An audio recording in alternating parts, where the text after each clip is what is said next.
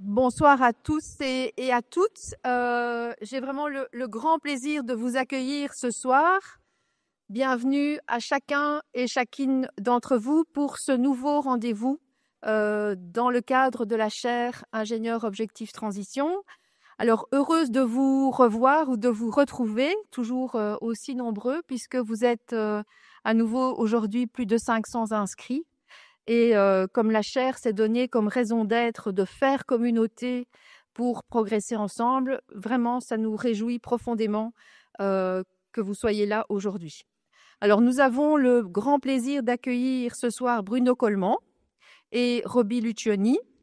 Un tout grand merci à vous deux d'être parmi nous et un merci encore plus particulier à Monsieur Coleman qui se bat avec un virus et qui a quand même eu la gentillesse d'être parmi nous aujourd'hui. Alors, Monsieur Coleman, j'ai un autre message pour vous de Philippe Dubois, qui est votre collègue de l'Académie royale de Belgique. Il aurait voulu venir vous écouter aujourd'hui, mais il est à l'étranger et il a prié de l'excuser auprès de vous et auprès de l'ensemble des participants. Voilà donc qui est fait. Alors, je ne vais pas tarder à vous céder la parole, mais j'ai quand même quelques petites informations à vous donner. Un bref retour d'abord sur notre soirée d'avril dernier. Ça fait déjà quelques mois, le temps passe vite, en présence d'Olivier Amand. Cela a été un beau moment. C'était à la fois formateur, inspirant, plein d'humour aussi, puisque nous avons accueilli le collectif 9h36, qui est une troupe d'impro. Beaucoup de convivialité aussi lors des échanges après la conférence et je profite de l'image qui est projetée ici avec des photos pleines de sourires pour dire merci aux collègues de la régie qui sont là systématiquement, aux étudiants du bar, aux étudiants du cercle photo et puis aux foulards bleus parce que voilà, vous rendez tout ça possible et un tout grand merci à vous. L'enregistrement de la soirée sera disponible dans quelques jours sur la chaîne YouTube du Mumons. Donc vous y retrouverez aussi d'ailleurs les précédentes interventions d'Éric Lambin, de Paul van der Straten et d'Olivier Amand. Information complémentaire, nous avons eu l'occasion d'enregistrer avec eux des podcasts. Podcasts dans lesquels ils répondent aux questions que vous leur avez laissées sur les fameux post-it lors des conférences. Ces podcasts sont disponibles sur la chaîne Podcast du Mumons et aussi au départ de toutes les plateformes classiques. Et de façon générale, vous pouvez aussi retrouver les podcasts directement avec des liens directs au départ du site web de la chaire. Alors, pour être tout à fait précise, le podcast d'Olivier Amand n'est pas encore en ligne. Il est enregistré, mais pas encore en ligne. Il sera mis en ligne et disponible le 25 octobre. Voilà. Et merci à Maxime Duménil, qui est au premier rang et qui travaille avec nous pour la réalisation des podcasts. Voilà. Alors, vous avez sans doute vu dans les couloirs la fresque de notre cheminement collectif. Donc, elle se complète petit à petit. Quand vous retournerez dans le couloir, vous verrez que sur la droite, il y a un grand mur blanc et au pied de ce grand mur blanc, des marqueurs. Donc, n'hésitez pas, après la conférence, à venir y inscrire un petit mot, un petit message, une réflexion, un dessin. Vous savez maintenant que l'on en fait bon usage et vous pouvez prendre connaissance, évidemment, de la fresque tout au long du drink. Les sketch notes que nous avons réalisés pour les conférences sont aussi disponibles, un peu en hauteur au-dessus de la fresque au rez-de-chaussée. Donc, n'hésitez pas aussi à aller les découvrir ou les redécouvrir. Voilà. Voilà pour le passé, on se tourne vers l'avenir. La prochaine conférence aura lieu le 4 décembre et nous y accueillerons Aurore Stéphan. Ce sera finalement ce jour-là la clôture de la première année de la chaire. Pour une conférence intitulée « Quels enjeux et défis pour les métaux du XXIe siècle ?» Donc, c'est une question qui est très prégnante aujourd'hui également. Et ce sera une conférence sans nul doute passionnante à une date qui est très symbolique puisque vous n'êtes sans doute pas sans savoir que le 4 décembre, c'est la Sainte-Barbe. C'est une date toute particulière pour les mineurs et donc Aurore Stéphan, en bonne ingénieure géologue, viendra fêter la Sainte-Barbe avec nous. Voilà. Alors, autre événement en novembre, on lance un challenge fresque du climat au sein de notre communauté. Donc c'est le challenge Fresquons ensemble. Alors c'est une activité, je vais permettre quelques mots pour vous la présenter. C'est une activité d'un type un peu différent puisque c'est une activité qui va s'étaler durant tout le mois de novembre et on vous propose durant le mois de novembre de participer à un atelier de la fresque du climat.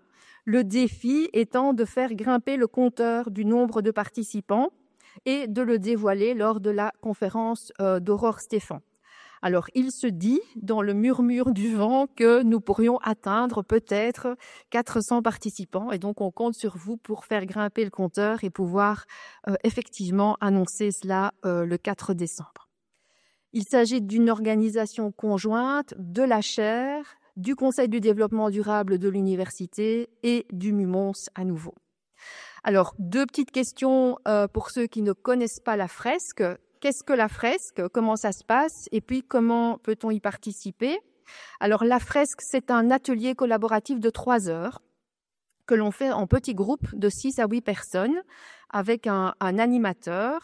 Et durant cet atelier, l'idée, c'est de découvrir les concepts et toutes les dimensions liées au climat, d'identifier les liens qui lient ces différents concepts et de les articuler, d'où le terme de fresque.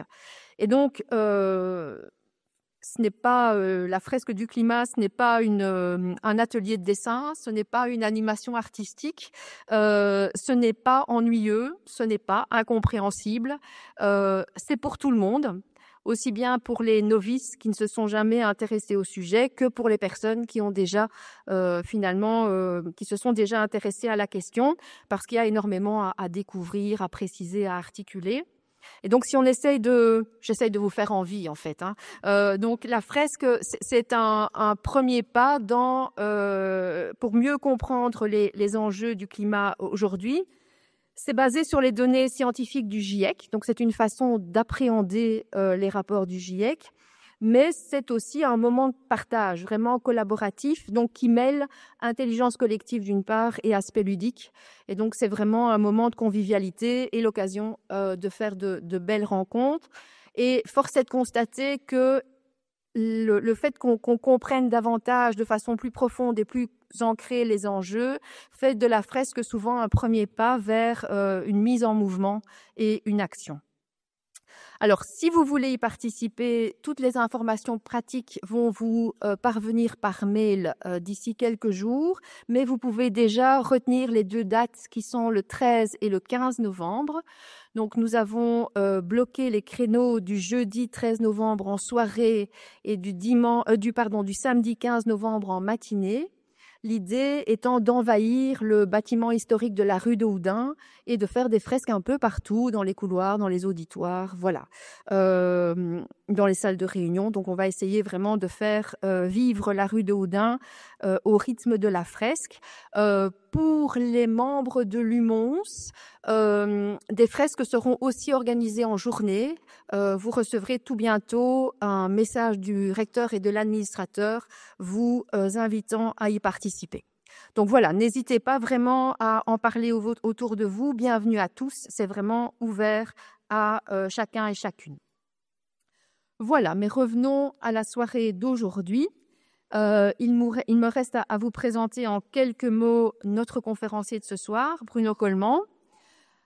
Quelques mots, parce que ce serait trop long sinon. Bruno Coleman est titulaire notamment d'un doctorat en sciences économiques appliquées de l'Université libre de Bruxelles.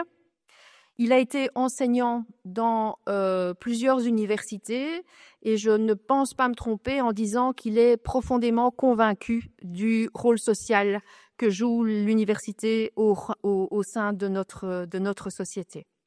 Alors, sa carrière internationale a été vraiment très riche. L'idée n'est pas de la détailler, mais il a occupé des postes de direction dans diverses entreprises et organisations. Il s'est investi également dans de multiples conseils d'administration et est également actif dans des associations et organisations caritatives. Et comme j'ai eu l'occasion de le mentionner tout à l'heure, il est membre de l'Académie royale de Belgique. Il a écrit à ce jour plus de 90 ouvrages. principalement sur l'économie financière et la politique monétaire. Et un de ces ouvrages vient de sortir il y a quelques jours. J'en profite pour vous dire que Sensia et notre librairie montoise est parmi nous pour mettre à votre disposition toute une série d'ouvrages qui touchent aux enjeux socio-écologiques.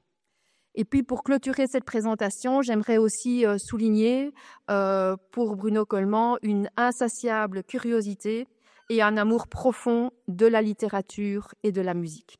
Donc vraiment, merci d'être là et merci de vous prêter au jeu de l'interview aux côtés d'Alexandre Warnier, qui est très engagé au niveau de la chaire et qui est notre futur président de l'association alumni de la faculté polytechnique. Et puis avec eux ce soir sur scène, Roby Lucioni. Alors Roby, petite présentation, Roby a toujours été passionné par le cinéma et par la comédie, mais il faut savoir que c'est sur les bancs de la Polytech de Mons qu'il a fait ses études et il a obtenu ainsi son diplôme d'ingénieur civil mécanicien. Il a travaillé en entreprise durant plusieurs années jusqu'à ce qu'il décide finalement de suivre une petite voie intérieure et son rêve de cinéma. Et il s'est réorienté totalement pour finalement se lancer dans la quête de son rêve, devenir acteur. Et c'est dans ce rôle qu'il va nous accompagner aujourd'hui. Voilà, je vous cède la parole à tous les trois et je vous souhaite à tous une très bonne soirée.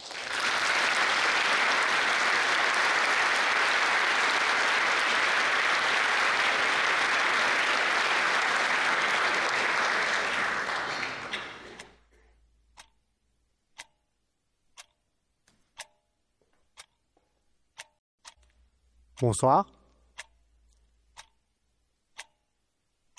Vous entendez ce son? C'est celui du tic-tac de l'horloge. Nous sommes entrés dans le compte à rebours final pour limiter l'élévation de la température mondiale à 1,5 degré Celsius. Et malheureusement, le temps ne joue pas en notre faveur.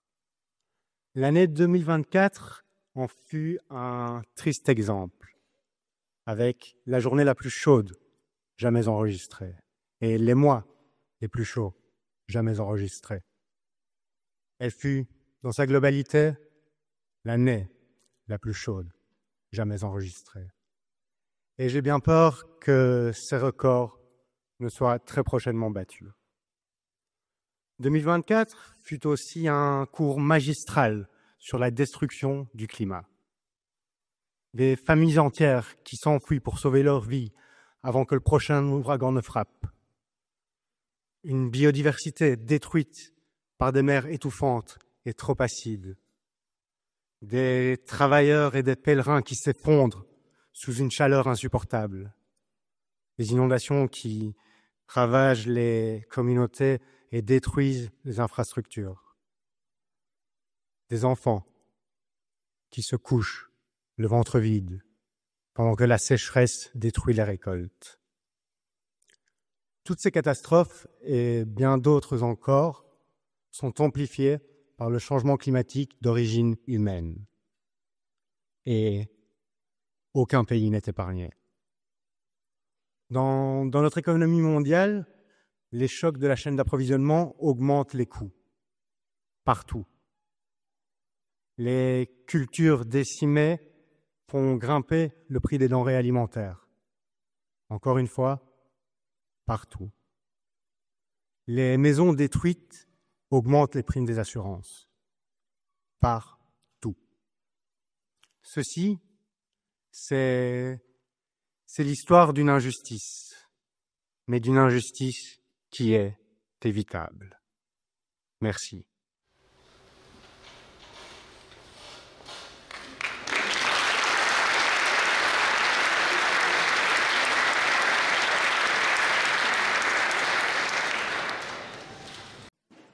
Attendez, je vais quand même vous raconter une blague. C'est quand même frappant, c'est un ingénieur civil. Hein. Moi, je ne suis qu'un... Quoi ? Et tout en vous remerciant de m'accueillir aujourd'hui, ça me rappelle ces blagues sur les ingénieurs commerciaux, ce que je suis humblement, et les ingénieurs civils. C'est l'histoire du plan d'une maison. On donne le plan d'une maison à un ingénieur civil commercial. L'ingénieur commercial, comme moi, après 6 mois, il dit « j'ai besoin d'un consultant ». Dans les 24 heures, par contre, l'ingénieur civil a construit la maison, mais dans la mauvaise rue. Et qu'on y va. Bon. Voilà, j'avais prévu une introduction, mais apparemment, elle est inutile. Bonsoir. Bonsoir. Bruno Coleman. Évidemment, merci d'être avec nous ce soir. Merci de vous prêter à ce jeu de questions-réponses, qui est une première depuis le lancement de ce cycle de conférences. Vous l'avez entendu comme moi, on a entendu le constat d'Antonio Gutiérrez, secrétaire général des Nations Unies. Un constat peu joyeux, mais c'est aussi finalement ce constat qui fut une des étincelles à la création de cette chaire de recherche et de ce cycle de conférences, car nous voulions éviter la paralysie. Nous voulions avancer ensemble vers une même compréhension de tous ces enjeux.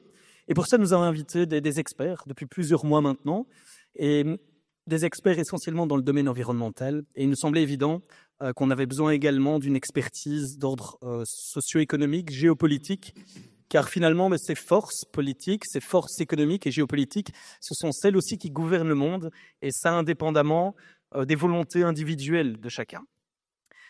Alors, ça c'est un avis qui m'est propre, mais j'ai pas le sentiment toujours qu'on avance dans une direction qui va permettre de régénérer les écosystèmes, de régénérer les liens entre les hommes et les femmes. Et pour commencer, cette première question, quelle est pour vous, Bruno Coleman, un peu votre analyse de la situation aujourd'hui dans le monde?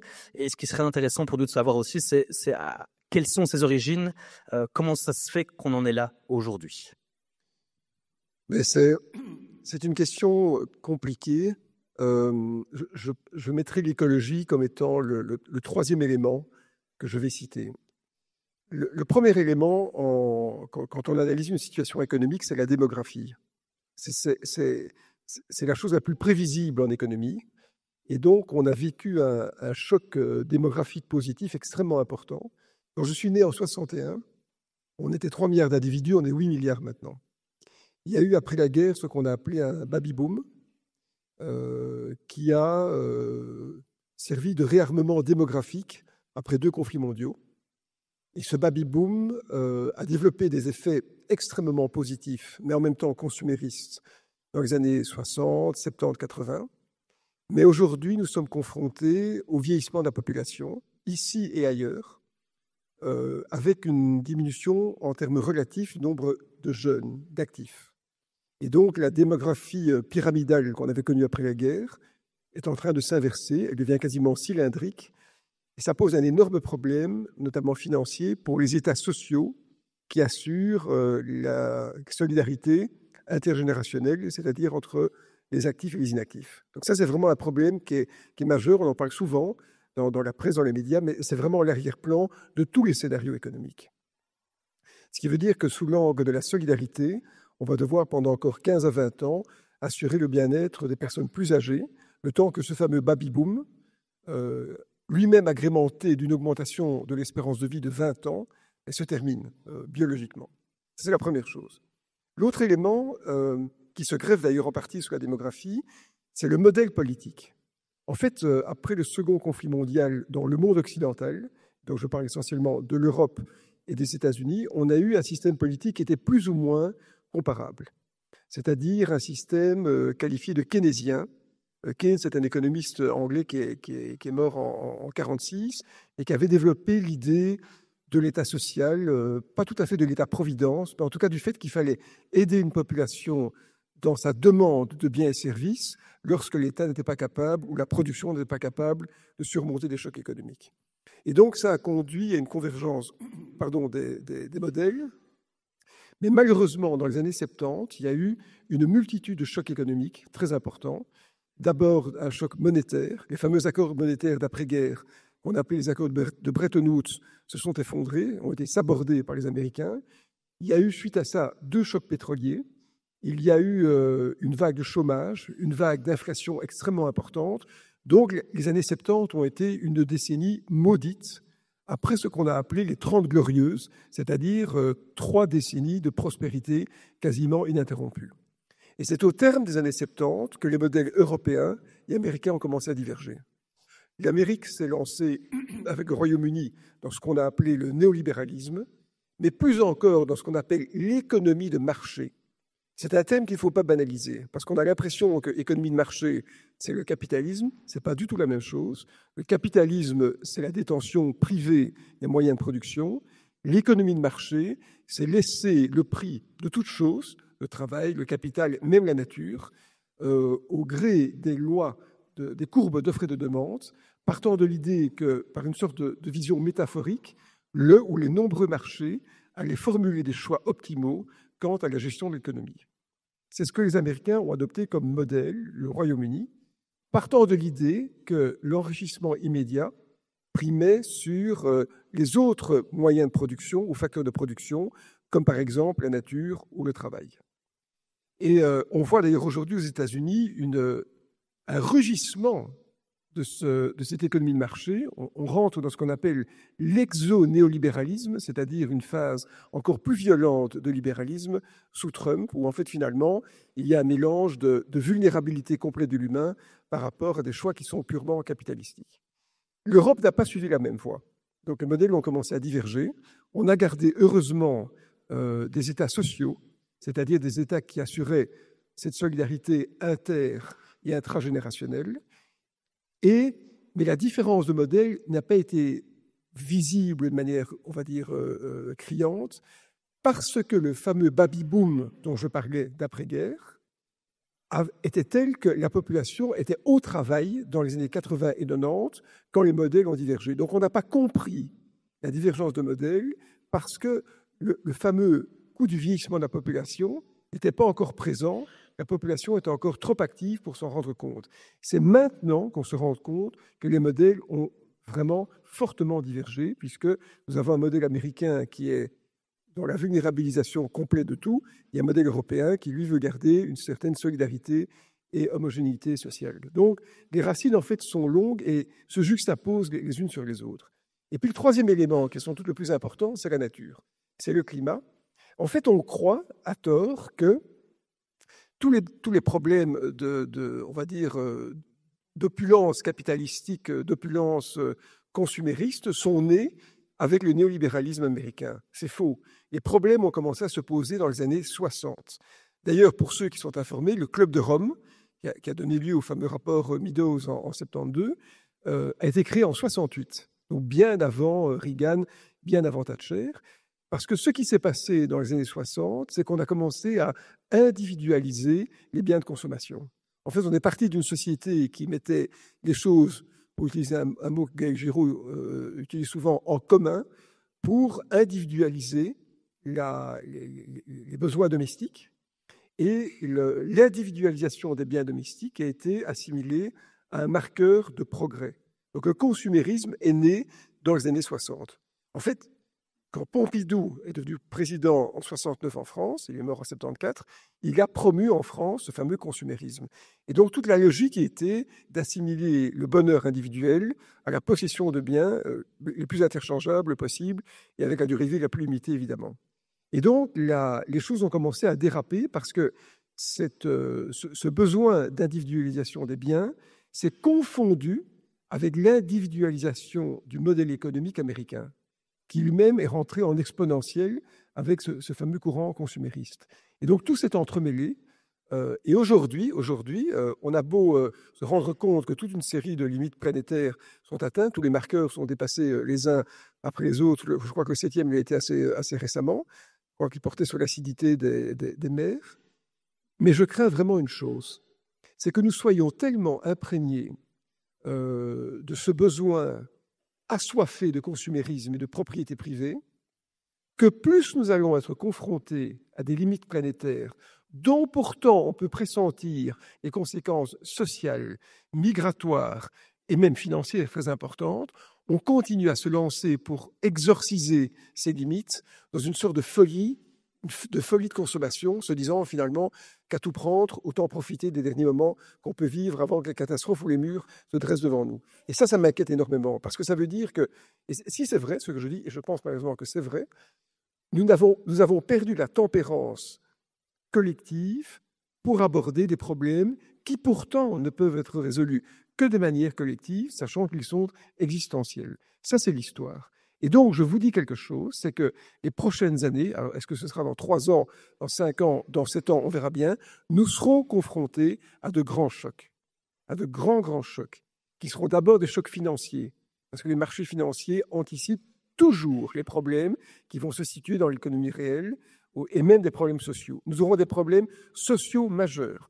Et le raidissement des pouvoirs politiques est une des réponses à la canalisation des peurs autour, évidemment, de personnalités simplistes et populistes. Et puis, nous aurons bien sûr des chocs écologiques. Croire qu'on va simplement s'adapter et que le monde entier va voir le Sud qui va commencer à vivre, on l'avait dit, dans des conditions épouvantables, et que le Nord va plus ou moins être content parce qu'il fera un peu plus chaud, c'est une erreur complète. Donc, on va avoir une séquence de problèmes. Et le sentiment d'urgence, en fait, a un peu disparu.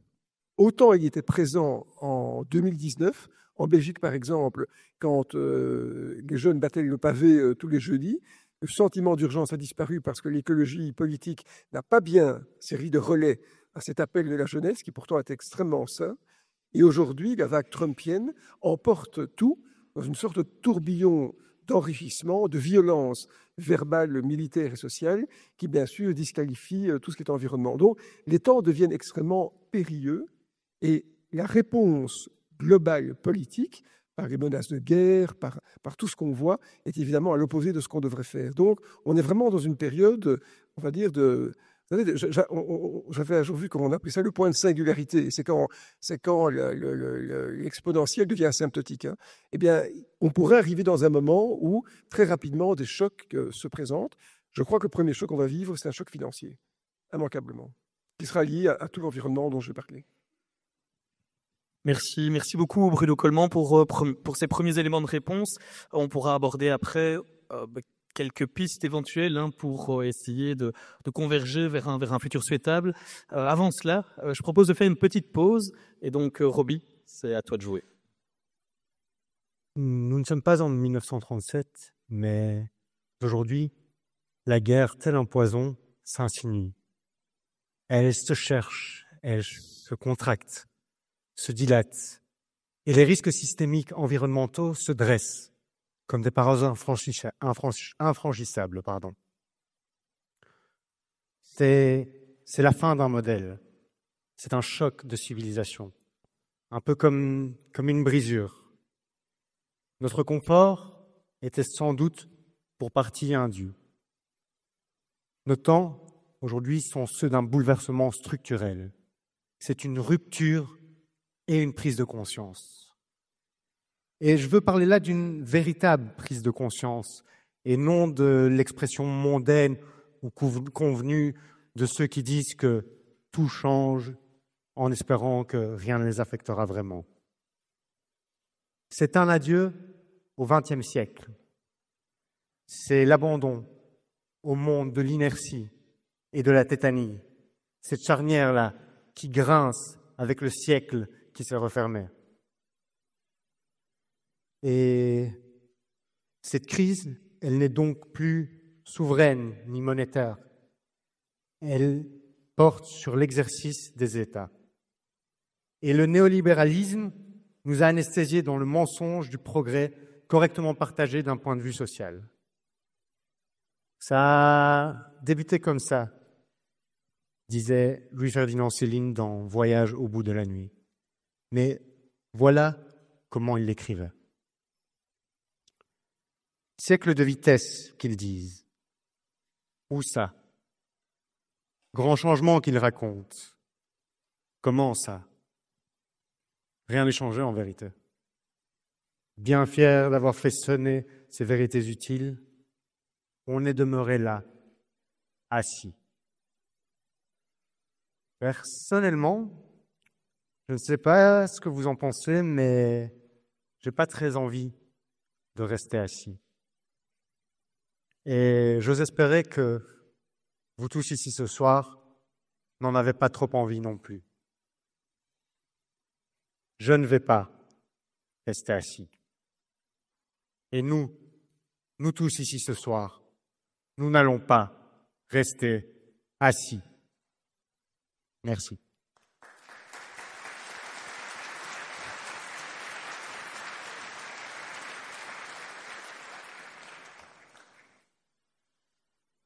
Alors Bruno Coleman, vous aurez certainement reconnu un extrait de votre livre, Une brûlante inquiétude. Je vous cite ici, depuis l'extrait qui vient d'être lu par Roby. C'est la fin d'un modèle, le néolibéralisme nous a anesthésiés. On rejoint finalement les conclusions que vous veniez de tirer vis-à-vis de la question précédente. Et ce constat, peut-être moins bien formulé, mais vit déjà chez pas mal de personnes qu'il y a quelque chose de cassé. Et sans doute que chacun, individuellement, prend déjà action, prend des initiatives localement par rapport à ses propres valeurs et par rapport à ses propres moyens. Il paraît clair que seul, ça risquerait d'être insuffisant et qu'il faut agir à une échelle plus large, celle d'un pays, la Belgique, celle d'un continent, l'Europe. Mais quelles sont les possibilités? Que pouvons-nous en tant que continent? Ma question est la suivante. Que préconisez-vous au niveau des instances européennes? Quel type de politique pouvons-nous mettre en œuvre pour que nous redevenions acteurs et arrêtions d'être suiveurs? Quelles seraient vos propositions et comment les formuler? Mais d'abord, ce livre, je l'ai écrit il y a maintenant 2-3 ans. Et Une brûlante inquiétude, c'est le nom d'une encyclique que Pie XI avait fait lire en Allemagne dans l'Église catholique, hein, puisqu'ils sont à la fois protestants et catholiques en Allemagne, pour exorciser les risques du nazisme. Beaucoup de prêtres, d'ailleurs, qui l'ont lu, ont été envoyés dans des camps. Et donc, j'ai usurpé le titre de cette encyclique et j'ai conçu le livre sur base du titre. Et j'ai cité Céline, parce que Céline, finalement, qui avait écrit Le voyage au bout de la nuit en 1932, avait dépouillé l'humain de tous ses artifices. Donc, parfois, on est face à soi-même comme un arbre dont l'écorce a été arrachée. Je dirais, pour répondre à votre question, que la première chose, c'est que nous ne sommes pas assez politisés. Je parle de tous ceux qui sont dans la salle, y compris moi, parce que nous avons trop délégué à des personnes qui ont escamoté les vraies préoccupations, notamment écologiques, mais aussi économiques et sociales. Nous avons délégué nos droits de vote à des personnes qui l'ont usurpé eux aussi et ont écarté, je pense, en grande partie les aspirations et les nécessités existentielles que pose la situation contemporaine. Et ça, c'est un combat, moi, qui me brûle de l'intérieur, du matin au soir, parce que je trouve que nous avons perdu le sens de la démocratie, du combat politique, de l'expression politique. Nous avons été paresseux, nous sommes paresseux, et aujourd'hui, nous rentrons dans un système économique où seuls comptent des choses qui sont symboliques, comme des dettes publiques, des machins comme ça, des déficits budgétaires, toute une série de choses. On achète des avions de guerre, on sacrifie en grande partie le social à des réalités chiffrées. On est en train de tout mélanger. Parce que finalement, il n'existe d'économie que de femmes et d'hommes. Et je trouve que si nous étions des êtres cohérents en matière d'écologie, on devrait en grande partie s'opposer à tout ce qui est réarmement militaire dans des proportions stratosphériques. Et on devrait maintenir ce qu'on appelle l'État social, qui est à la base de la solidarité. Ce qui se passe maintenant, notamment dans ce pays, c'est que la solidarité est en train d'être détricotée. Et ça, c'est l'expression de notre manque d'engagement politique individuel. Alors, on croit toujours qu'on ne peut faire les choses qu'à un niveau européen, qu'à un niveau mondial. Ce n'est pas vrai. Moi, je crois que c'est ce qu'on appelle l'approche top-down. Je crois qu'au contraire, dans des domaines comme l'écologie et le combat, on va dire, pour notre survie, les deux se complètent, le bottom-up et le top-down. Je crois qu'à un niveau personnel, on n'a pas tous les moyens de pouvoir changer de comportement, on n'a pas tous les moyens d'être des acteurs, on va dire, collectifs. Mais par notre parole, par nos actions, par notre force de conviction et par la sagesse qui doit émaner de chacun d'entre nous, on peut faire changer les orientations politiques. Et c'est pour ça que je parlais de paresse, parce qu'on ne l'a pas fait. On ne l'a pas fait. Donc, on devrait finalement retrouver un modèle économique qui s'écarte de ce qu'on appelle la pure économie de marché, qui elle-même conduit à l'individualisation et au consumérisme absolu. Parce que l'économie de marché, j'en ai parlé tout à l'heure, en fait, c'est une dérivée du concept de finance de marché. Pour ceux qui ont fait un peu de finance vaguement à l'université, la finance de marché, elle part de l'idée que le prix de toute chose, et surtout en matière boursière, est optimal si il n'existe aucune friction entre les acheteurs et les vendeurs, si le marché est, comme on dit, omniscient ou efficient, et si surtout chaque intervenant est totalement non lié aux autres. C'est-à-dire que chaque argent boursier est totalement est atomisé par rapport aux autres. Et quand on a transposé ce concept de finance de marché à l'économie de marché, on a évidemment fait cette transposition, cette homothétie, en disant on doit dépouiller l'humain de toute solidarité pour que chaque humain soit atomisé et s'agrège ou se désagrège en fonction des fluences politiques ou économiques qu'on lui impose. Et c'est dans ce système qu'on est maintenant. Donc, ce qu'il faut retrouver, c'est le sens du collectif. C'est le sens de l'action partagée. C'est-à-dire, c'est se dire que finalement, notre prospérité individuelle n'est qu'un artifice, n'est qu'une mascarade. Et que finalement, il faut retrouver un système économique tempéré où sont d'abord promues les solidarités entre humains. Parce que si on intègre la solidarité en réfutant ce modèle d'atomisation de l'individu, immanquablement, on doit réintégrer l'écologie, puisque c'est une menace existentielle qui touche non seulement l'individu, mais surtout la gestion collective. Donc, c'est vraiment un changement d'esprit qu'il faut faire. Pas un changement de quart, mais un changement d'esprit. Et en fait, on a été malheureusement entraîné dans cette vision consumériste absolue qui semble, je vous disais, exorciser nos dernières tristes passions, alors qu'en fait, on devrait faire le contraire. Et cette réalité du combat politique, c'est aussi ici qu'il faut la mener, dans ce pays. Parce que ce pays, je pense, ne prend pas la bonne direction. Parce que si on se dit dans 5 à 10 ans qu'on aura acheté des beaux avions rutilants, qu'on aura des dettes publiques sous contrôle, etc., et qu'on aura cassé la solidarité, qu'on aura un monde qui sera en grands tourments sociaux et environnementaux, est-ce qu'on sera content de nous? Non, on ne sera pas content de nous. Donc il faut être dans le temps long et dans le temps du solidaire. En tout cas, moi, je ne suis pas un acteur politique, mais comme François Mauriac, qui est un grand écrivain français, avait dit, écrire, c'est agir, et c'est ça qui me motive tous les jours à écrire et à partager le débat comme je le fais ici avec vous. Merci René Coleman.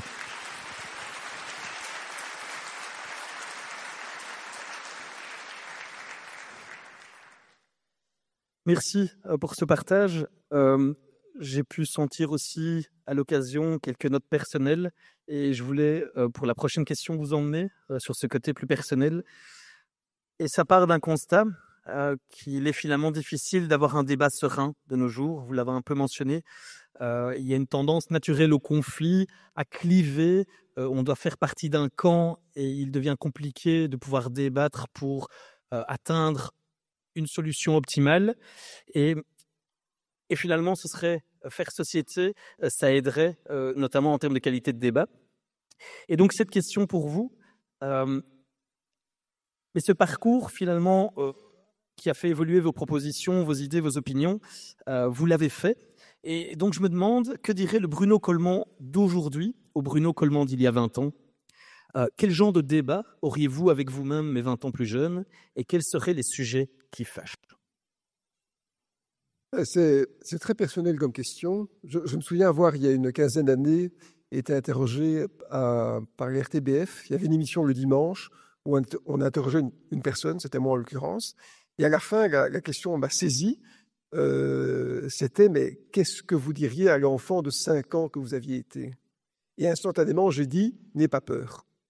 Parce que finalement, on est souvent à la peur, l'avenir est une inconnue, et on doit trouver ses marques dans un monde qui est pas facile en fait à surmonter, qui est pas facile à appréhender.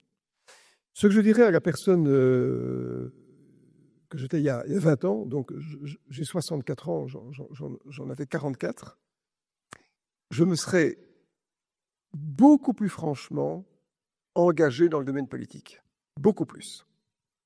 Parce que il se fait que j'avais pas tout à fait 20 ans, mais un peu moins que 20 ans, mais ma conscience politique a changé quand je dirigeais la Bourse de Bruxelles, à l'époque du grand crash, le fameux crash des subprimes. Mais j'étais en même temps directeur financier adjoint et membre du comité de direction de la Bourse de New York. Parce qu'à l'époque, la bourse de Bruxelles appartenait à la bourse de New York. C'est plus le cas maintenant. Et donc, je voyageais d'un continent à l'autre. Ce choc boursier était extrêmement violent, à telle enseigne que j'ai des noirs dans ma mémoire, j'ai des trous dans ma mémoire, j'ai quelques souvenirs épars, mais c'est tellement un choc important pour une personnalité qui, comme moi, a été construite sur le domaine boursier que quand on voit que tout s'écroule, finalement, on perd ses repères. Et l'élément qui a changé ma prise de conscience, c'est que, pour ceux qui connaissent Manhattan, près de Wall Street, il y a une très vieille église qui s'appelle Trinity Church. Et donc, c'est vraiment dans le bas de Manhattan. C'est une vieille église avec des tombes qui datent de 1760, enfin, très anciennes. Et il y avait des gens qui étaient en fait sur le bord du trottoir, qui contestaient le capitalisme. C'est devenu le mouvement, quelques années après, Occupy Wall Street. Ce n'était pas encore le nom qu'ils utilisaient à l'époque. Mais critiquer le capitalisme aux États-Unis, c'est critiquer l'essence même du modèle. D'ailleurs, devant Wall Street, il y a la statue de George Washington, parce que c'est là qu'il a prêté serment comme président. C'était le premier président.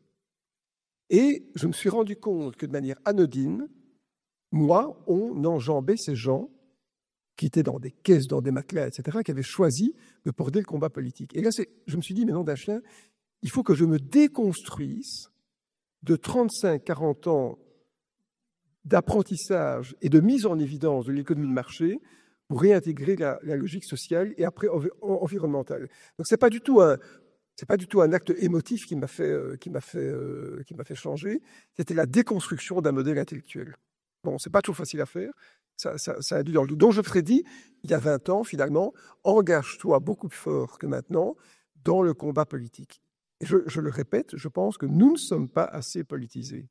Nous déléguons trop nos avenirs à des personnes qui, finalement, n'ont, pour en parler simplement, pas grand-chose à faire de notre expression votale, qui n'ont simplement s'emparer de pourcentages respectifs pour imposer leur propre dynamique de vie, leur propre dynamique politique. Et ça, c'est quand même quelque chose qui m'inquiète un peu. Donc, je me serais battu, par exemple, beaucoup plus pour la démocratie. Nous ne sommes plus en Belgique en démocratie, nous sommes en particratie. Donc, je me serais battu pour des causes qui, aujourd'hui, me semblent plus limpides et lucides qu'elles ne l'étaient à l'époque, bien sûr, parce qu'on change et on espère en bien avec le temps, mais je me serais engagé personnellement, j'aurais pris beaucoup plus de risques. Je suis resté trop longtemps, ce que je ne suis plus maintenant, dans le confort, finalement, d'un monde professionnel qui m'a bercé de société en société. Donc, j'ai été beaucoup plus impliqué dans la gestion de la cité, et c'est d'ailleurs ce que je fais maintenant. Au risque que j'ai vécu d'ailleurs d'avoir été un peu écarté du monde financier dans lequel je prospérais. Ça ne me gêne absolument pas d'ailleurs parce que je suis bien aligné avec moi-même, mais c'est ce que j'aurais fait il y a 20 ans. Ouais. Un grand merci Bruno Coleman pour ce partage. Je vous propose une nouvelle pause avant la dernière question, cette fois sur grand écran. Roby, à toi de jouer. Tout d'abord, je vais vous demander de vous poser. Mettez vos pieds bien à plat sur le sol et ancrez-vous. Fermez bien les yeux et respirez très lentement et profondément. Essayez d'oublier un petit peu tous les tracas que vous avez eus aujourd'hui. Mettez-les de côté et respirez. Relaxez-vous. On va faire ce qu'on appelle un petit body check. Je vais vous demander de scanner votre corps, de vos pieds jusqu'au sommet de votre tête. Essayez de repérer s'il y a des tensions quelque part, si vous avez une petite douleur ou quoi. Et quand vous avez trouvé cette tension ou cette douleur, essayez de relâcher tous les muscles qu'il y a autour. Essayez de vous détendre. Bougez un petit peu. Bougez vos membres. Essayez de masser cette zone-là si vous voulez. Pour essayer de vraiment vous détendre. Être vraiment ici présent à l'instant. Ensuite, je vais vous demander d'écouter. Qu'est-ce que vous entendez à part ma voix tout autour de vous? Peut-être un craquement de chaise ou la respiration de votre voisin. Prenez le temps d'écouter. Ensuite, essayez de ressentir ce que votre peau ressent. si vous avez froid, chaud? Où sont passées vos mains? Qu'est-ce qu'elles touchent?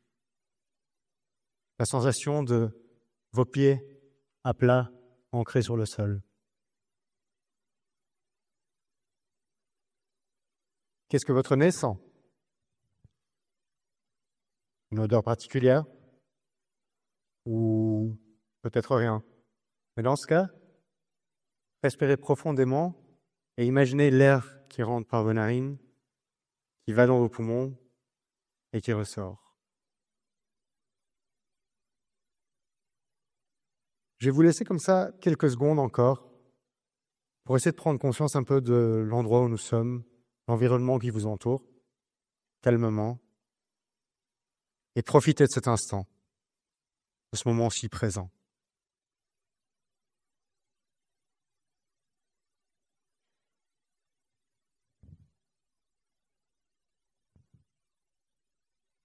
Je vais maintenant vous demander de rouvrir les yeux.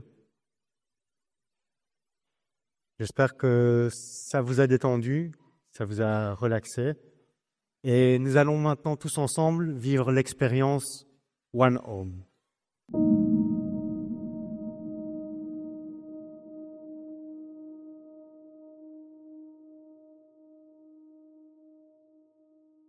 I can never forget the first time that I saw a photograph of planet Earth from space. A small green and blue globe surrounded by the cold, dark immensity of outer space. So beautiful, so fragile, so alone.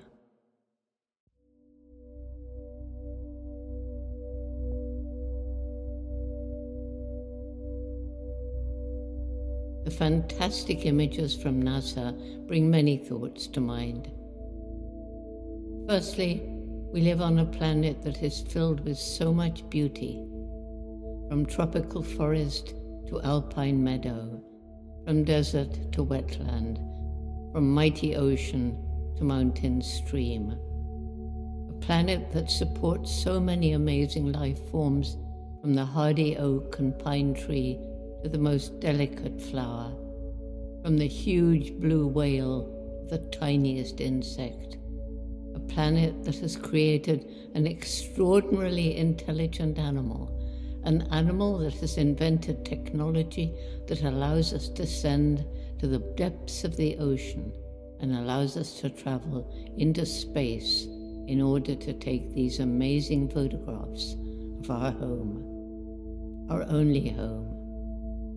For although there may be another planet that can support life as we know it, that planet is far away and for now unreachable and unknowable. Planet Earth is almost certainly the only home we shall ever know. So how is it possible that despite our wonderful brains, we are destroying this beautiful home of ours? Clearly, our intellect has led us astray. We've forgotten wisdom. It's only, I think, when head and heart work in harmony that we can truly attain our full human potential. I just hope that seeing these fantastic and unforgettable images will help people understand the urgency of working together to restore that which we have destroyed, to heal the wounds we have inflicted on planet Earth, a beautiful blue and green home.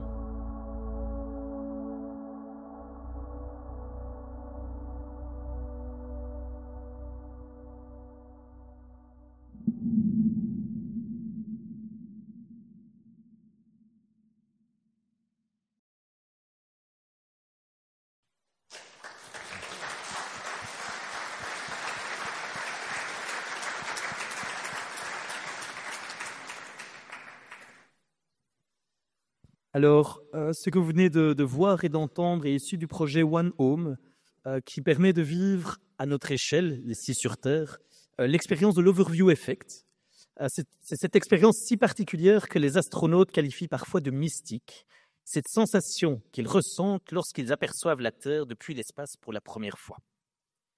Et la voix qui l'accompagnait est celle de la célèbre anthropologue Jane Goodall, connue pour son étude et sa défense des chimpanzés, qui nous a quittés le 1er octobre dernier. Grâce à ce magnifique texte, que j'espère vous pourrez réécouter sur un support un peu plus de qualité, je dirais, elle nous a permis de revivre cette expérience plus intensément encore. Et si vous voulez en savoir plus, si vous voulez revisionner ce que vous avez vu aujourd'hui, je vous conseille d'aller voir le lien onehome.org sur lequel vous allez découvrir le projet. Je continue avec ma dernière question pour Bruno Coleman, avant de vous passer la parole au public pour quelques questions. Bruno Coleman, on a pris de la hauteur avec cette vidéo. J'aimerais qu'on y reste pour une note un peu plus spirituelle sur la fin. J'imagine que votre parcours et vos expériences vous ont permis de développer une forme de sagesse, une forme d'hygiène philosophique et spirituelle. Au vu des défis qui sont devant nous, au vu des difficultés parfois à avoir des débats qui sont sereins, quels seraient les conseils que vous nous donneriez à tous pour pouvoir continuer à avancer dans la sagesse et la sérénité? D'abord, un mot sur cette belle image. C'est Jim Lovell, qui était à la fois dans Apollo 8 et Apollo 13, c'est son équipe qui a fait cette photo de la planète bleue. C'est né là, parce qu'en fait, c'est la première mission Apollo qui a tourné autour de la Lune avant de revenir vers la Terre. Et donc, pendant 10 minutes, évidemment, il y a eu une perte de communication quand ils étaient sur la face cachée. Et donc, d'où est née l'expression planète bleue qu'il a photographiée. Et c'est lui qui a ramené Apollo 13 sur Terre dans les conditions qu'on connaît. Il y a un très beau mémorial Jim Lovell à Chicago. Si vous avez l'occasion d'aller là-bas, ça vaut vraiment la peine. C'est assez saisissant. Et ma grand-mère était américaine de Chicago, donc ça me fait toujours un tout petit peu... Ça me fait résonner en moi. Vous dites que j'ai trouvé la sagesse, la spiritualité. Non, c'est pas vrai. Je suis beaucoup plus en combat qu'auparavant. Et le combat demande une certaine intranquillité. Au contraire, je pense que je suis moins anesthésié que je n'ai pu l'être dans le passé. Et beaucoup plus engagé politiquement. Donc, ce qui demande d'avoir une vision plus proactive de ses actes et de ses paroles. Mais le conseil que je donne à tout le monde, dans ce monde des réseaux sociaux, où le ressenti immédiat est plus important que la somme de tous les savoirs, de toutes les éruditions, ce qui est exactement ce que le néolibéralisme voulait, à savoir que chacun soit dissocié de tous pour que chacun soit malléable à façon par des agrégations, selon l'influence marketing, politique et autres. Donc c'est exactement l'objectif qui est atteint dans nos comportements par le modèle politique qui s'est installé il y a 45 ans. Ce qu'il faut, je pense, développer, c'est ce que j'appelle de la culture générale. C'est-à-dire développer par son érudition, par ses efforts, par son intelligence, par sa curiosité, une vision humaniste des choses. C'est-à-dire qu'on doit se détacher, je pense, des passions qui peuvent nous animer, violentes ou tristes souvent, qui conduisent à nous laisser nous emporter par la fougue de choses immédiates, mais qui ne sont pas suffisamment réfléchies. Ça, c'est important, je pense. J'appelle ça de la culture générale. On peut appeler ça de l'humanisme. Il y a beaucoup de noms qui peuvent y être adossés. Mais c'est un exercice, parce que ça exige de consacrer 1 heure à 2 heures par jour, si on est actif professionnellement, à l'apprentissage de la contradiction, à l'ouverture d'esprit et en fait au détachement par rapport à l'immédiateté des choses. Ce qui tue nos sociétés maintenant, c'est que le savoir commence à être escamoté au profit du sentiment. C'est exactement ce qui s'est passé dans les années 30, où en fait on a, en quelques années, vu des gens sages devenir complètement fous, d'abord par rejet, puis par adhésion et enfin par soumission. Eh bien, on doit se détacher de cette logique et se dire que nous devons tous être porteurs de paroles, d'écrits, de comportements qui sont exemplaires sous l'angle moral. Et si chacun d'entre nous évangélise ce comportement, immanquablement, collectivement, il n'y a que du bon qui peut en sortir. Donc c'est une ascèse personnelle qu'on doit s'imposer. Et ça ne veut pas dire pour autant qu'on tombe dans la spiritualité ou dans la sagesse, parce qu'en même temps, on peut très bien être un érudit humaniste et être dans le combat des idées. Voilà. Un tout grand merci parce que...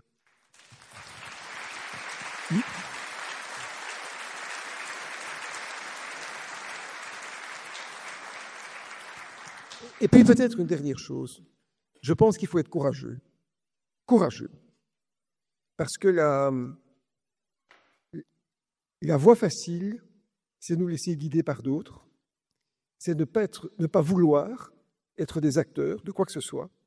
Donc il faut être courageux. François Mitterrand disait l'intelligence, ça court les rues. L'intelligence courageuse, c'est très rare. Donc il faut être courageux. Courageux avec le risque de s'opposer aux autres, pour autant que ce soit fait avec érudition, avec intelligence, de manière réfléchie, mais il faut rentrer dans le combat politique.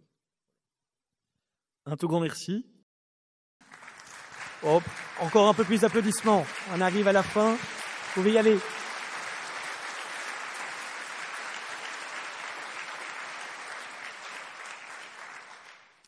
Alors, juste avant de passer le micro à vous tous, pour que vous puissiez poser l'une ou l'autre question à Bruno Coleman, sans que ce soit coordonné, je suis ravi de cette conclusion, car j'espère que c'est ce qu'on essaie d'apporter avec la chaire ingénieur objectif transition, cette érudition, cette ouverture au savoir, essayer d'abandonner les passions pour avoir des discours constructifs. Et donc, je suis ravi de cette conclusion. Les questions sont ouvertes. Nous avons des micros ici sur la scène, donc manifestez-vous. Et voilà, nous prendrons quelques minutes pour vous assurer un temps de parole à chacun. Monsieur Coleman, bonsoir. Daniel Gauthier, on s'est déjà rencontrés. J'étais président du groupe CBR. Alors, je partage votre opinion, j'ai à peu près le même âge que vous. Et je peux vous dire que j'essaie de combattre aussi toute cette vie, et pas assez. Donc, si je devais me retourner, j'aurais la même réaction. Par contre, vous avez choisi de parler beaucoup des États-Unis, de l'Angleterre, comme un modèle qui a failli. Vous n'avez pas parlé de la Russie, vous parlez de la Chine. Vous nous dites un peu facile d'acheter des avions. Pensez-vous qu'on doit aussi se combattre pour notre modèle européen et que la solidarité chinoise aux Russes, moi j'ai beaucoup voyagé dans ces pays-là, peut-être moins aux États-Unis, j'en veux pas non plus. Quelle est votre réaction là-dessus ? Écoutez, non, je n'ai pas parlé parce que je parle plus des États-Unis, pays que je connais bien, par mes études, par mes recherches doctorales, j'ai passé mon temps dans des universités américaines depuis une trentaine d'années, mais on n'est jamais autant déçu que parce qu'on a aimé. Donc, moi, d'où mon dernier livre qui vient de sortir sur Donald Trump d'ailleurs. Je n'ai pas parlé de la Chine et de la Russie parce que je connais moins. Enfin, j'y ai été plusieurs fois, mais je connais moins. Mais ce qui me désole globalement, c'est que le monde a perdu sa paix. Pour moi, c'est un effarement tous les jours de me rendre compte qu'aujourd'hui, on va dépenser plus d'argent à acheter des petits avions là, que de financer l'enseignement, les crèches, les pensions, les soins de santé. Je suis effaré par ça. Ça ne veut pas dire que je suis un pacifiste naïf. Je suis officier de réserve de l'armée belge. Je ne renie pas de l'avoir été, mais je pense que la recherche de la paix est en train d'être perdue. Et je crains une chose, c'est qu'on soit à quelques années de multiples conflits régionaux. Je ne serais pas étonné qu'en 2028, au moment des élections américaines, ce n'est pas un hasard, il y ait Taïwan qui soit envahi, la Russie qui envahisse 2-3 autres pays, peut-être le Groenland par les États-Unis, et qu'en fait on rentre dans de nouveau une émulsion derrière. Mais je ne crois absolument pas que l'armement qu'on fait dans ce pays soit de nature à être capable de contrecarrer des forces qui sont bien plus importantes que ce qu'on puisse imaginer. Et j'ai très peur d'une chose, puisque vous parlez de Chine, de Russie, c'est qu'à un moment on rentre en guerre, directement ou indirectement. Peut-être vis-à-vis de la Russie, peut-être un jour vis-à-vis des États-Unis aussi. Ça pourrait arriver. Et donc, je suis tétanisé de voir que on dépense l'argent de notre collectivité, notre argent, pour des causes qui ne sont pas des causes pacifiques et humanistes. Et je crois que l'argent qu'on dépense maintenant ne sert à rien du tout. Rien. Voilà ce que je pense. Mais peut-être que je suis un naïf, peut-être que je suis le naïf, le pacifiste naïf du 9 mai 40 ou du 31 juillet 1914, hein, peut-être. Merci beaucoup. Question suivante. Oui, merci beaucoup pour cet échange très enrichissant. J'aimerais bien rebondir sur la question des moyens, parce que j'ai un peu l'impression que un peu les gens dans cette salle, mais aussi en Belgique, on est plutôt d'accord sur le constat que on est sur une trajectoire sociale et écologique qui ne va pas dans la bonne direction. Mais une fois qu'on a fait ce constat, il faut se donner des moyens pour infléchir la trajectoire. Ces moyens, ils peuvent être divers, mais je pense qu'en tant qu'économiste, les moyens financiers, vous serez d'accord avec moi, sont capitaux. Ça veut dire quoi ? Ça veut dire des dépenses. Et si on regarde les dépenses, c'est ce qu'on répète tous les jours, attention, dépenses publiques, attention, déficit budgétaire. Il ne faut pas remonter plus loin que la semaine dernière à l'université de Gand sur les bancs d'un discours d'inauguration donné par Bart de Wever pour voir que c'est un discours qui revient souvent.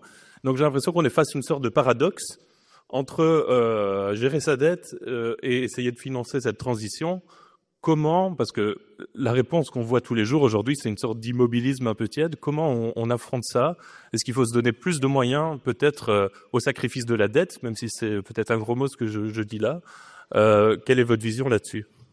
Mais, écoutez, je comprends votre question, mais est-ce que vous croyez vraiment que la dette publique est un élément pertinent devant des risques écologiques existentiels ? Non.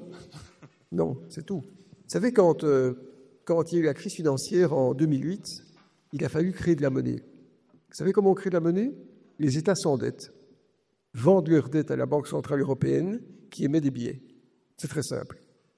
Aujourd'hui, la Banque centrale européenne détient dans son bilan 4 000 milliards de dettes publiques européennes. Ça doit représenter 30% peut-être des dettes publiques de toute la zone euro.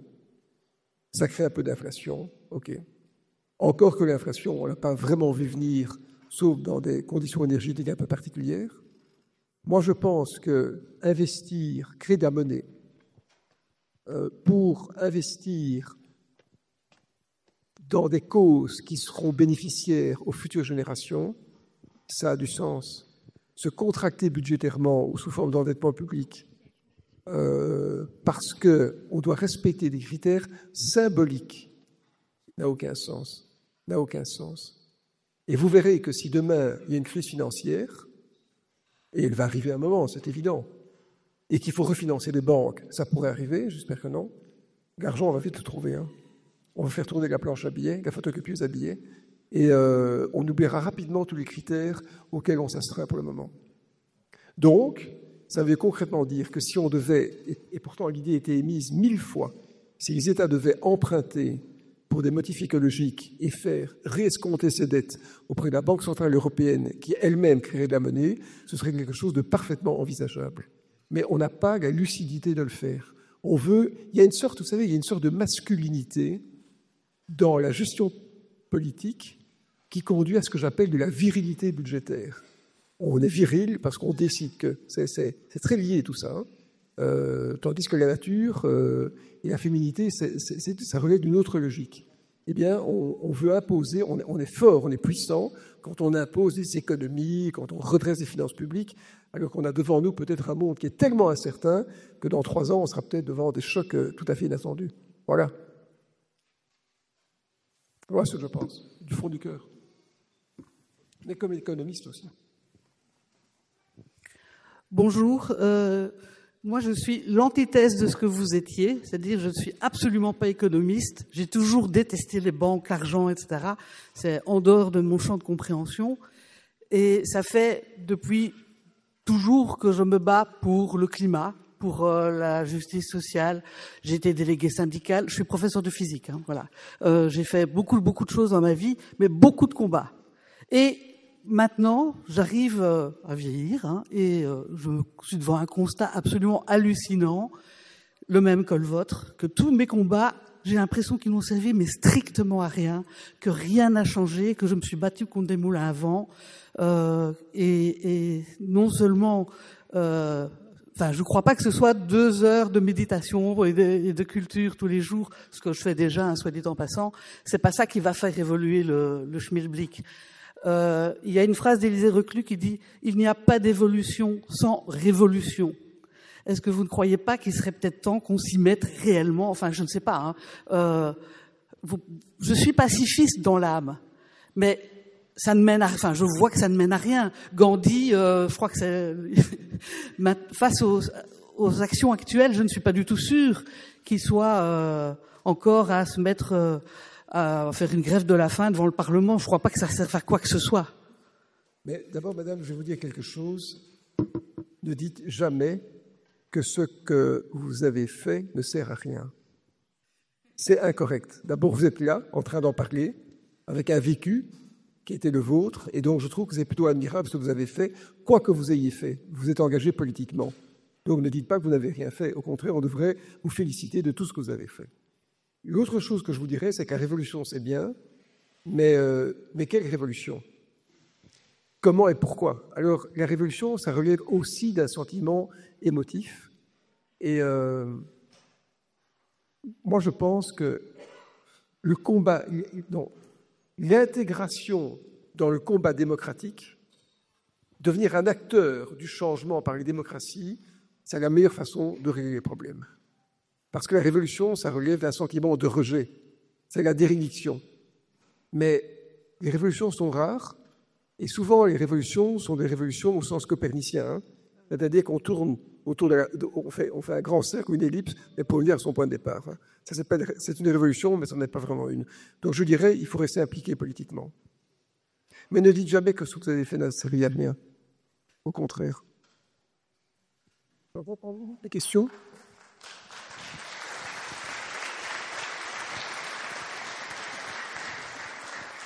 Donc, à l'âge que vous avez, avec toute la carrière que vous avez eue, vous avez un fameux réseau ici en Belgique et à l'étranger. Et je connais une autre personne qui s'appelle Luc Lallemand, qui, comme vous, a une fameuse carrière et qui a construit une ASBL qui s'appelle Helios avec d'autres influenceurs belges. Pourquoi à un moment, toutes ces énergies, on ne les met pas ensemble? C'est un peu comme l'initiative qui a lieu ici. Il y a la même initiative au niveau des business schools.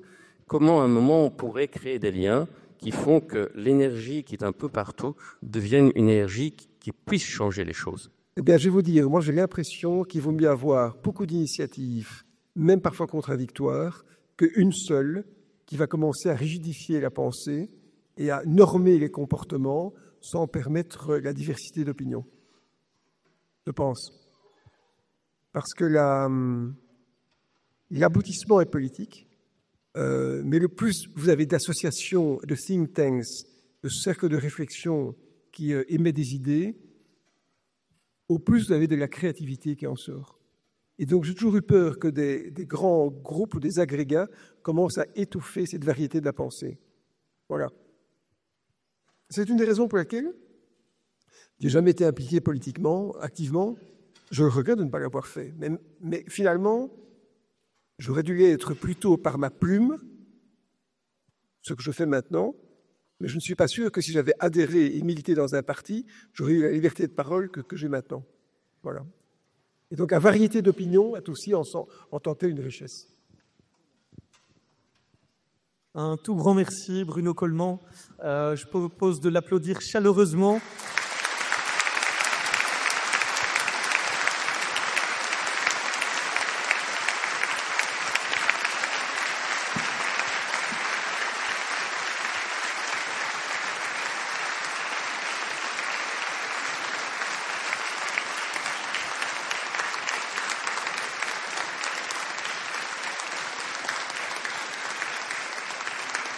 Avant de le quitter, nous avons un dernier moment, une dernière lecture. Roby, à toi de jouer. La confiance, c'est la bonté des autres qui me la donne, ainsi que la beauté de la nature. Il y a certes des malheurs terribles, mais également des joies célestes sur cette terre. La nature a aussi autre chose qui est aimable. Elle est plus forte que tous nos calculs et toutes nos études.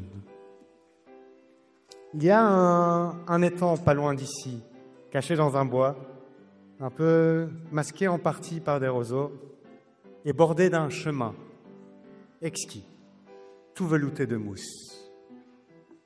Il m'est arrivé de m'y rendre avec la provision d'un livre. Et vous savez, c'est très, très délicat d'interrompre la lecture de quelqu'un qui aime lire.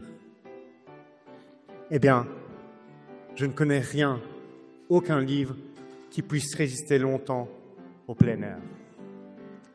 Il y a toujours un moment où le ciel, ou la verdure, le clapotis de l'eau, ou simplement le silence, vont me prendre le livre des mains, si beau soit-il.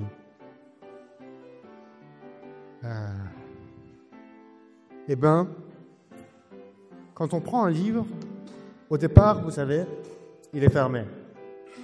Et il ne peut pas réellement nous ensorceler malgré nous. Mais dans la nature, la grâce d'un chemin, ou même d'un tout petit insecte, vient à nous. La nature, c'est comme un grand livre ouvert, en permanence.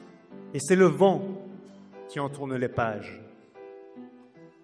Peut-être que la nuit n'est que le moment où les mots disparaissent et représenterait en fait le passage d'une page à l'autre. Devant la délicatesse d'un papillon ou d'un oiseau, je me sens souvent pris en défaut, comme un analphabète en fait, qui se retrouverait en plein milieu d'une immense bibliothèque. Et marcher dans la nature, c'est un peu ça. C'est comme être dans une immense bibliothèque où tous les livres vous contiendraient peu de phrases essentielles. Merci.